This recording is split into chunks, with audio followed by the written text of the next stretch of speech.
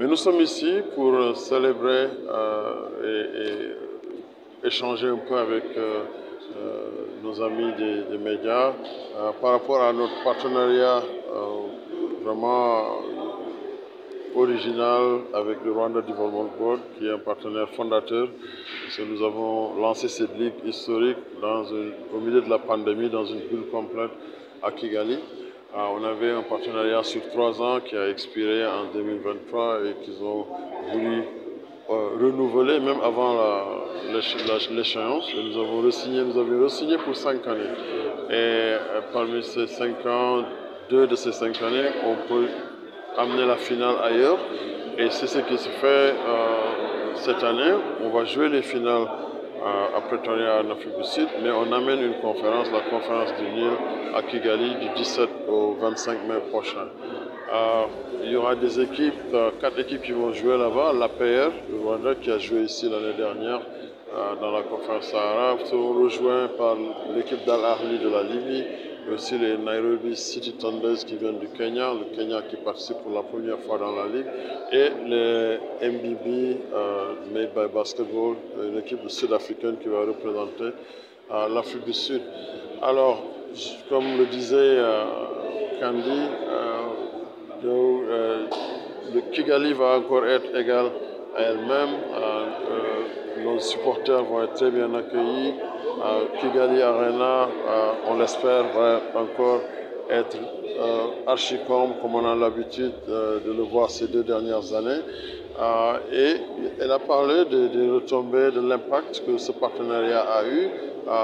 Ils l'ont renouvelé de 3 sur 5 ans, ça veut dire qu'il y a un impact économique réel. Il a parlé de 50 millions de dollars par rapport aussi aux autres événements sportifs que le Rwanda continue d'accueillir.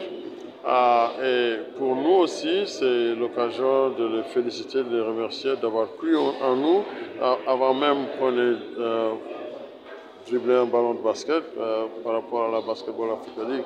Et c'est l'occasion d'espérer que d'autres pays s'inspirent, et particulièrement ici c'est nous. Et nous sommes très encouragés en tout cas d'abord de voir la présence du chef de l'État, Bassirou Diomaye Faye, le 26 avril dernier, et les autorités qui nous ont reçus, le Premier ministre avec qui nous avons eu des discussions très très encourageantes, et je suis persuadé que, en tout cas, nous savons l'impact que ces 10 jours que nous passons ici à Dakar Arena, l'impact qui est réel.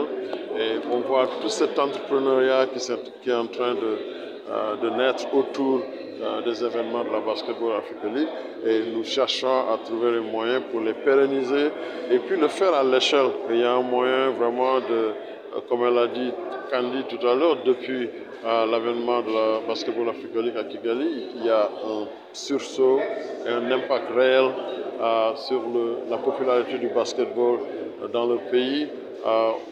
L'Afrobasket dernier, le Rwanda était dans les top 4, ils ont fini 4e chez les filles, ils ont fini 3e dans l'Afrobasket Chan qui s'est déroulé en Angola, je crois, il y a 2 ou 3 ans.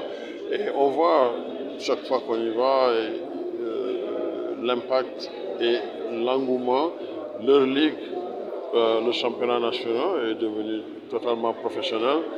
Des joueurs partent de partout pour jouer là-bas.